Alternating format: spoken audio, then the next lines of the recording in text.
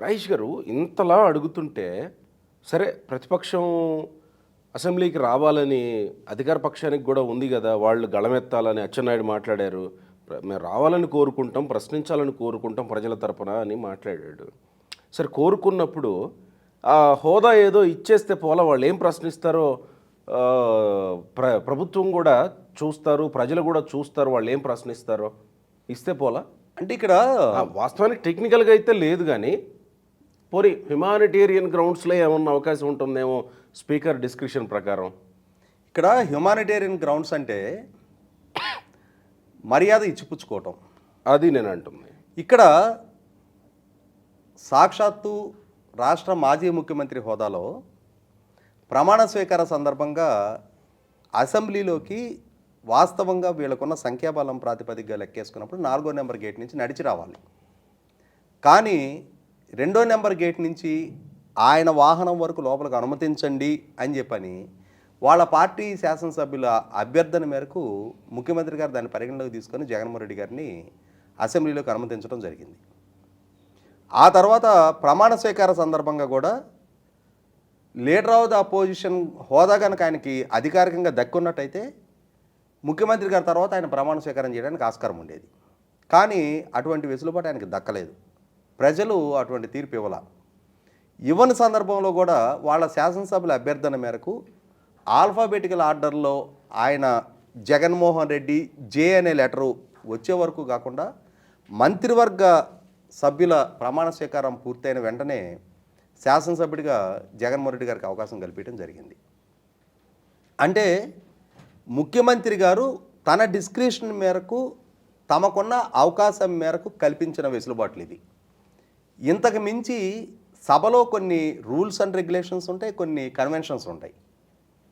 సభ నియమాలు, సభ సాంప్రదాయాలు. శాసనసభ్యుడిగా ప్రమాణ స్వీకారం చేసినప్పుడు జగన్మోహన్ రెడ్డి గారు కూడా ఏమని ప్రమాణ స్వీకారం చేశారు? సభ నియమాలకు, సభ సాంప్రదాయాలకు కట్టుబడి పనిచేస్తాను అని చెప్పని ఆయన ఎమ్మెల్యేగా ప్రమాణ స్వీకారం చేయడం జరిగింది. సభలో కొన్ని సాంప్రదాయాలు ఉన్నాయి. ఆ సాంప్రదాయాల ప్రకారం 1/10 షేర్ ఆఫ్ ది హౌస్ అంటే 175 మంది సంఖ్యాబలం ఉన్న అసెంబ్లీలో 18 మంది సంఖ్యాబలం దక్కితే మాత్రమే ప్రధాన ప్రతిపక్ష హోదా రావడానికి ఆస్కారం ఉంది. ఆ సంఖ్యాబలం దక్కనప్పుడు స్పీకర్ గారు, ముఖ్యమంత్రి గారు వాళ్ళ ఇష్టపూర్వకంగా వాళ్ళకి నచ్చిన వాళ్ళకి ప్రతిపక్ష హోదా కట్టబెట్టడానికి ఏ విధంగా ఆస్కారం ఉంటుంది? అదే కదా వాళ్ళు అంటుంది. కోర్టుకు వెళ్ళి మరి స్పీకర్ డిస్క్రిప్షన్ ఇది, స్పీకర్కి మీరు ఆదేశించండి, ఆయన డిస్క్రిప్షన్ ప్రకారం ఇస్తారని కదా వాళ్ళు ఆదేశిస్తారు. అంటే ఇక్కడ స్పీకర్ గారు కూడా సభ సాంప్రదాయాలని, నియమాలని కాదని చెప్పని ఇది వ్యక్తుల ఇష్టాయిష్టాల మీద ఆధారపడి ఉండదు. స్పీకర్ హోదాలో ఈరోజు అయ్యన్న పాత్రుడు గారు ఉండొచ్చు, రేపు ఇంకొకరు రావచ్చు. కానీ ఎవరు వ్యవహరించినా రాజ్యాంగబద్ధంగా సభ సాంప్రదాయాలని, సభ నియమాలని అనుసరించే నిర్ణయాలు చేయాలి తప్ప వ్యక్తుల అభీష్టం ప్రకారం నిర్ణయాలు చేయడానికి ఆస్కారం లేదు. అయితే ఇక్కడ పదే పదే ఎందుకు ఈ కోరిక కోరుతా ఉన్నారు? ఇక్కడ జగన్మోహన్ రెడ్డి గారి వైపు నుంచి పదే పదే ఈ డిమాండ్ రావడానికి ఉన్న ఒక ప్రధాన కారణం ఏంటి అంటే, ఒకసారి ప్రధాన ప్రతిపక్ష నాయకుడు హోదా ఇస్తే ఆయనకి అధికారికంగా క్యాబినెట్ హోదా దక్కుద్ది. అంటే ఇవాళ శాసనసభ్యుడిగా కొనసాగటం వేరు, క్యాబినెట్ స్థాయి హోదా దక్కటం వేరు. గతంలోనే చూసాం మనం. నేను ముఖ్యమంత్రిగా ఉన్న రోజుల్లో నాకు ఏ మాత్రపు రక్షణ ఉండేదో ఆ స్థాయి రక్షణ కల్పించాలి అని చెప్పని. వాస్తవంగా మాజీ ముఖ్యమంత్రి హోదాలో ఆయనకి Z+ కేటగిరీ రక్షణ కల్పిస్తూ ఉన్నారు. అది కూడా ప్రభుత్వం ఆయాచితంగా ఆయన కల్పిస్తున్న వెసులుబాటే అది.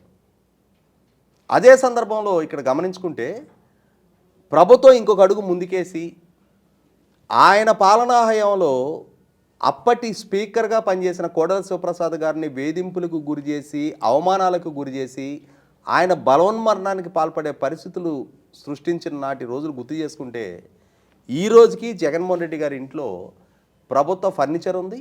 అలాగే ప్రభుత్వం ద్వారా ఏర్పాటు చేయబడ్డ ఆయన ఇంటి చుట్టూ ఉన్న ఐరన్ బ్యారికేడింగ్ ఉంది.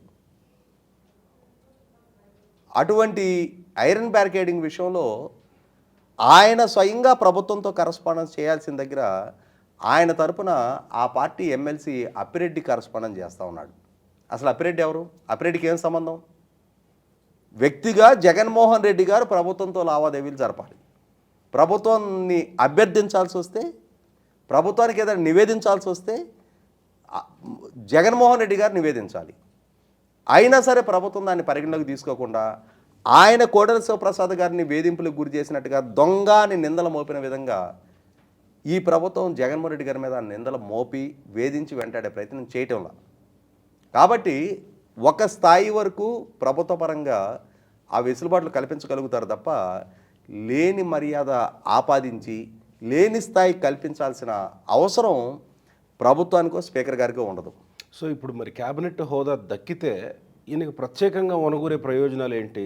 ఇంతలా నాకు ప్రతిపక్ష హోదా అని వెంటబడి ఇప్పటికీ స్టిల్ ఈ రోజు వరకు పదవి పోయే పరిస్థితి వరకు ఆ హోదా గురించి అంతలా వెంపర్లాడాల్సిన అవసరం ఏంటి? అంటే చాలా కీలకమైన ఒక అంశం ఏంటి అంటే, ఇక్కడ గతంలో ముఖ్యమంత్రి హోదాలో జగన్మోహన్ రెడ్డి గారు ఉన్న రోజు ఆయనకి డిప్లొమాటిక్ పాస్పోర్ట్ ఉండేది. ఈ మధ్యకాలంలో సెప్టెంబర్ నెలలో తన కుమార్తె జన్మదినోత్సవ వేడుకల్లో పాల్గొనడానికి ఆయన సిబిఐ కోర్టు నుంచి అనుమతి పొందిన ముఖ్యమంత్రి హోదా నుంచి దిగిపోయిన నేపథ్యంలో ఆయన డిప్లొమాటిక్ పాస్పోర్ట్ రద్దయింది. సాధారణ పాస్పోర్ట్ పొందాలి అనంటే మళ్ళీ ప్రజాప్రతినిధుల కోర్టు నుంచి ఆయన ఎన్ఓసి తీసుకోవాల్సిన పరిస్థితి తలెత్తడం, దాంతో ఆయన తన కుమార్తె జన్మదినోత్సవ వేడుకలకు కూడా హాజరుగాని తీరు చూసాం మనం. చివరికి రీసెంట్గా హైకోర్టు ఆదేశాలతో ఆయనకి పాస్పోర్ట్ దక్కింది. ఆయనకి డిప్లొమాటిక్ పాస్పోర్ట్ కావాలి అంటే ఎప్పుడు ఏ అవసరం వస్తే ఆ అవసరానికి తాను విదేశీ పర్యటన చేయడం కోసం తనకి డిప్లొమాటిక్ పాస్పోర్ట్ అవసరం ఉంది. దానికోసం క్యాబినెట్ ర్యాంక్ ఉన్న ఈ ప్రధాన ప్రతిపక్ష నాయకుడు హోదా కావాలంటున్నారు తప్ప అదేదో వైసీపీ పార్టీని ఒరగబెట్టడానికో, లేదు పులివెందుల ప్రజలని వాళ్ళ కోరిక తీర్చడానికో, లేదు వైసీపీ శ్రేణుల మనోభిప్రాయాలు గౌరవింపవచ్చడానికో ఆయన ఈ ప్రధాన ప్రతిపక్ష నాయకుడు హోదా డిమాండ్ చేయటంలా. కేవలం తన అవసరాల రీత్యా, తన స్వార్థం కోసం, తన కుమార్తెల దగ్గరకో, తన వ్యాపార అవసరాల రీత్యానో తాను విదేశీ పర్యటనలు సజావుగా చేసుకోవడానికి డిప్లొమాటిక్ పాస్పోర్ట్ పొందడం కోసం ఆయన పదే పదే ఈ ప్రధాన ప్రతిపక్ష నాయకుడు హోదా డిమాండ్ చేస్తూ ఉన్నారు. సో ఇది స్పీకర్ డిస్క్రిప్షన్ కాదు, అంటే నిబంధనలు అతిక్రమించి స్పీకర్ ఇచ్చేది కాదు. సేమ్ టైం ఈయన అడుగుతుంది ప్రజా సమస్యలు ప్రస్తావించేందుకు కాదు, ఇలాంటి డిప్లొమాటిక్ పాస్పోర్ట్ లాంటి ఇప్పుడు ప్రజా సమస్యల గురించి ప్రస్తావించాలి అని అంటే మనం ఇందాక చాలా సందర్భాల్లో చాలా మంది నాయకుల గురించి మాట్లాడుకున్నాం కదా. నిజంగా ప్రజా సమస్యల గురించి ప్రస్తావించడానికి సంఖ్యాబలం అనేది ప్రాతిపదికే కాదు.